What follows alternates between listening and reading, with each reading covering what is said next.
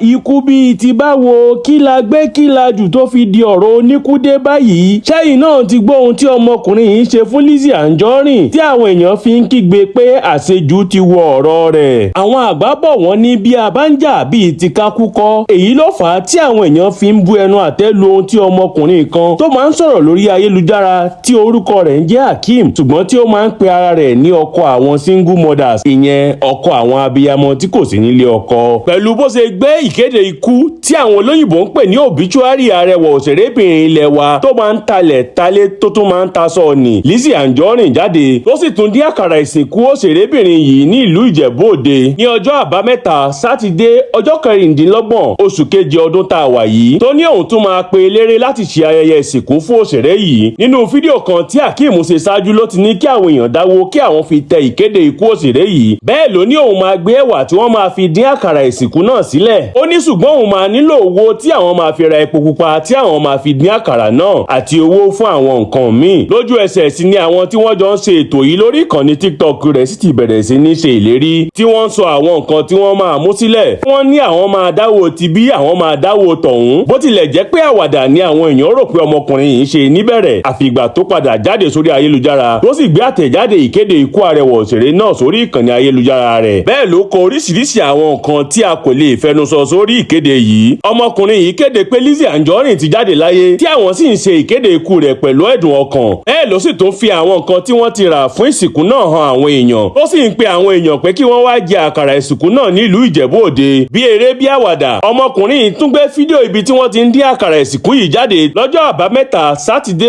ọjọ́ 26 gẹ́gẹ́ bí ó ti ṣe ìlérí ṣáájú tó ní kí àwọn èèyàn máa bọ̀ nítorí àkàrà ti wà nílẹ̀. Bẹ́ẹ̀ ni òun ti pe olórin tó ń bọ̀ wá kọrin níbi ìsìnkú náà. Hakeem ò mú ọ̀rọ̀ yìí ní kékeré rárá o nítorí níṣe ni ó tiẹ̀ lọ tẹ bánà ńlá tí wọ́n so mọ́ ara ògiri tí wọ́n fi ń kéde pé arẹwà òṣèré ilẹ̀ wa tí àwọn tiẹ̀ tún máa ń pè ní yèyé mẹ́sọ̀ yìí ti filẹ̀ ọ̀gẹ́rẹ́ afọkọ́yẹrí bora bí aṣọ. Èyí tó tún wá kàmàmà nínú gbogbo ọ̀rọ̀ yìí ni bí Alhaja Khadija Títílayọ̀ Òsénì tí àwọn èèyàn mọ̀ sí Alhaja Khadija dojú abẹ tí òun àti Lizzy Anjorin ti jọ ń fìjà pẹ́ta láti bí ọjọ́ mẹ́ta sẹ́yìn báyìí. Ó sì wà lórí ìsọjí èpè ọlọ́jọ́ méje fún Lizzy Anjorin ṣe darapọ̀ mọ́ ètò ọmọkùnrin yìí tó sì tún fún un lówó láti túbọ̀ ṣàtìlẹ́yìn fún ètò ìsìnkú òṣèré tí wọ́n jọ ń jà yìí. Bẹ́ẹ̀ ló ń lọgun pé Ọlọ́run nìkan ló lè pààyàn o, nígbà tó bá wu Ọlọ́run ni yóò pa á ṣùgbọ́n a ò ní jẹ́ kó gbádùn o. Ẹ fi òǹkà àpò ilé ìfowópamọ́ yín ránṣẹ́, ẹ má bá ẹnikẹ́ni ṣeré, orí ẹ̀ burú. Ìwọ tó ń gbé ọmọ lọ́mọ ṣépè láti ọdún 5 kò sì sí ẹnì kankan nínú àwọn ajá rẹ tó lè dá ẹ lẹ́kùn. Ẹ wá dé nísìn ẹ wá ní ó ti pọ̀ jù. Ẹni tó ń gbé ọmọ ṣépè láti ọdún 5 tí kò sì sí ìkankan nínú yín tó ṣe fídíò láti dá ẹ lẹ́kùn. Àkàrà rẹ ni wọ́n ń dín yẹn. Ọlọ́run nìkan ló máa ń pààyàn ṣùgbọ́n a ro ikú rù ọ́. O ti ro ikú rù àwọn ọmọ wa, ikú ni ó pa ọ́. Bẹ́ẹ̀ ni Hakeem náà ń fèsì pé ó gbọ́dọ̀ kú ni. Ó ní lọ́dọ̀ tòun òṣèré yìí ti kú nítorí òun kò ní fèsì fún mọ́ láyé. Ó ní ó di ayé àtúnwá fún òun àti òṣèré yìí nítorí ó ti kú lọ́dọ̀ tòun. Èlò ní ó lè má ti kú lọ́dọ̀ ojú abẹ o ṣùgbọ́n ó ti kú ní ọ̀dọ̀ tòun. Bí Alhaja Khadija dojú abẹ àti Hakeem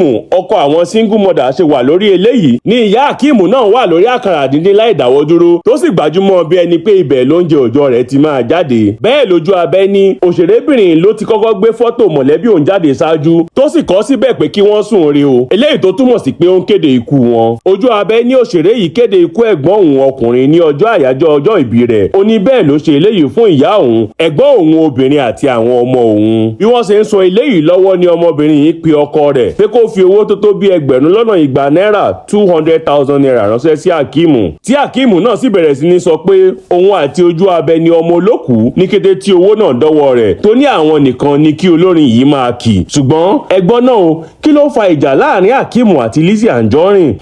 Ọ̀rọ̀ Ìyábọ̀ Òjó yìí kan náà mà ní o. Èdè àìyedè tó padà di fàmífà lórí ayélujára láàrin Hakeem ọkọ àwọn single mothers àti Lizzy Anjorin bẹ̀rẹ̀ láàrin ìgbà tí Ìyábọ̀ Òjó ń ṣe ìgbéyàwó fún ọmọ rẹ̀ tí Lizzy Anjorin náà sì tẹ̀síwájú pẹ̀lú àwọn ètò tó máa ń ṣe lórí ayélujára ní mẹ́sàn-án tó ń fi kóńgò wọn ìpè ràbàǹdẹ̀ fún Ìyábọ̀ Òjó àti ọmọ rẹ̀ tó ń ṣe ìgbéyàwó nígbà náà. Eléyìí ni Hakeem rí tó sì jáde nígbà náà tó ní kí Lizzy Anjorin já mi lórí ọ̀rọ̀ Ìyábọ̀ Òjó àti pé kò yẹ kó máa sọ aburú sí ọmọ tó ṣẹ̀ṣẹ̀ ń ṣe ìgbéyàwó rẹ̀ yìí. Bẹ́ẹ̀ lòun náà sọ oríṣiríṣi àwọn ọ̀rọ̀ tí kò ṣeé gbé jáde sí òṣèrébìnrin yìí tí ọ̀rọ̀ náà sì ti di fàmífà láti ìgbà náà tí wọ́n sì ti ṣe fídíò oríṣiríṣi jáde fún ara wọn. Àfi bí ọmọkùnrin ṣe tún wá gbé ìkéde tó milẹ̀ tìtì yìí jáde lẹ́yìn tí òun àti Lizzy ti gbé oríṣiríṣi nǹkan jáde nípa ara wọn. ṣùgbọ́n ọ̀pọ̀ èèyàn ló ń bu ẹnu àtẹ́ lu ohun tí ọmọkùnrin yìí ṣe yìí, tí wọ́n ní kí ló fẹ́ gbà nínú ikú Lizzy. wọ́n ní tí a bá ń jà ṣé bíi ti ká wá kú ni. wọ́n ní ìwà tó hù yìí kù díẹ̀ káàtó gẹ́gẹ́ bí ọmọlúwàbí. àwọn nǹkan tiẹ̀ ní tí Lizzy bá gbé ọmọkùnrin lọ sílé ẹjọ́ tàbí àgọ́ ọlọ́pàá tí wọ́n fi ìyà jẹ, wọ́n ní níṣe ni àwọn kan máa bẹ̀rẹ̀ sí ní bú Lizzy pé ìwà ẹ̀dá ló ń hù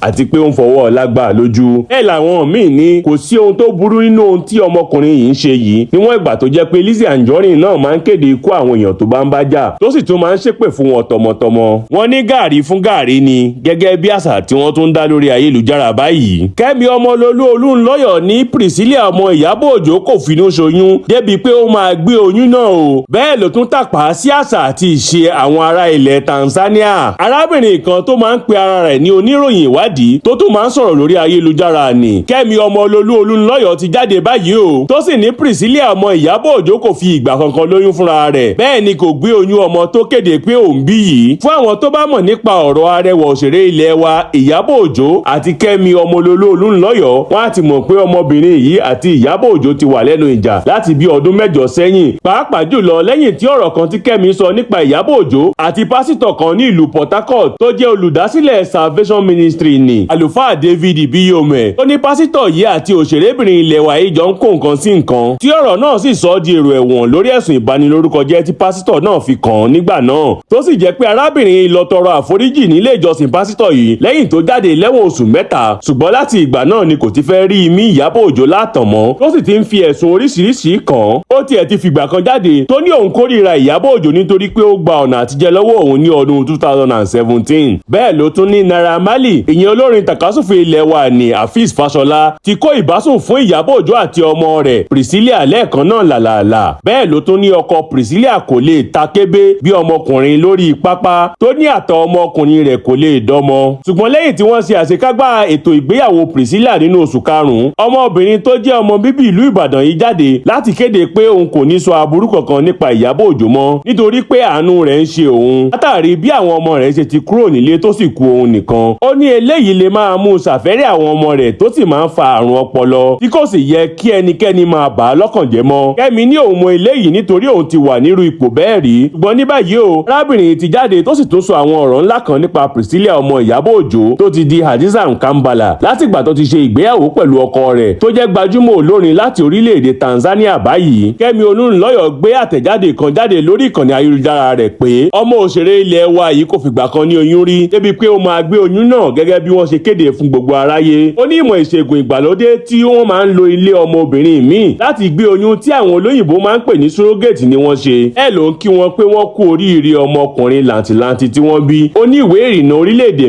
3 ni ọmọ yìí máa ní, ìyẹn ti ìlú Canada tí wọ́n bí sí, ti orílẹ̀-èdè Tanzania tó jẹ́ ìlú bàbá rẹ̀ àti ti orílẹ̀-èdè wa níbí Nàìjíríà tó jẹ́ ìlú ìyá rẹ̀. arábìnrin tó ti lé ní ẹni 60 ọdún yìí tó tẹ̀síwájú nínú ọ̀rọ̀ rẹ̀ pé gbogbo èèyàn ló lè lọ́mọ láyè tí wọ́n bá ti lè ya ilé ọmọ ẹlòmíì tí olóyìnbó ń pè ní surrogacy. bẹ́ẹ̀ ló tún gbé èsì tí ẹnìkan kọ sí i láti gbé ọ̀rọ̀ rẹ̀ lẹ́sẹ̀ jáde lórí ìkànnì ayélujára rẹ̀, níbi tí ẹni náà ti sọ pé òfegè lásán ni oyún tí Priscilla gbé jáde fáráyé, ó ní ikùn tó wú lásán ni. arábìnrin kan tí orúkọ rẹ̀ ń jẹ́ Bilikisu Ahmed ló sọ ọ̀rọ̀ yìí. ó ní surrogacy ni wọ́n ṣe, ṣùgbọ́n wọ́n fẹ́ kí gbogbo àwọn èèyàn gbàgbọ́ pé òun ló gbé oyún náà fúnra rẹ̀. ó ní láti ìbẹ̀rẹ̀ ni àwọn ti gbọ́ pé ọmọkùnrin náà kò lè jin obìnrin kan lẹ̀ níbi pé ó máa fún un lóyún. ní ọ̀kan nínú àwọn ọmọbìnrin tí ọmọkùnrin yìí ti fẹ́ tẹ́lẹ̀ sì ti jẹ́rìí sí eléyìí, bẹ́ẹ̀ ló ní oyún oṣù 3 kò lè tóbi bí eléyìí. ní èyí ni Kẹ́mi tún tẹ̀síwájú nínú ọ̀rọ̀ yìí láti mú ẹ̀rí jáde pé òfegè ni oyún tí ọmọbìnrin gbé jáde fún àwọn èèyàn. bẹ́ẹ̀ ló tún sọ nínú àtẹ̀jáde mìíràn pé Priscilla ọmọ Ìyábọ̀ Òjó ti tàpá sí àṣà àti ìṣe orílẹ̀-èdè Tanzania pẹ̀lú bó ṣe gbé oyún rẹ̀ jáde sí orí ìkànnì ayélujára rẹ̀. nítorí àwọn obìnrin kò ní àǹfààní láti gbé oyún jáde hàn fún àwọn èèyàn, bẹ́ẹ̀ ni kò yẹ kí ẹnikẹ́ni rí ọmọ náà títí di oṣù 3 lẹ́yìn ìgbà tí wọ́n bá bí i. Kẹ́mi ní ọ̀rẹ́ òun kan tó jẹ́ olórin láti orílẹ̀-èdè Tanzania ló sọ eléyìí fún òun. bẹ́ẹ̀ ló tún gbé èsì kan tí ọmọbìnrin kan láti orílẹ̀-èdè Tanzania kọ tí abala àríwísí rẹ̀ jáde. arábìnrin náà kọ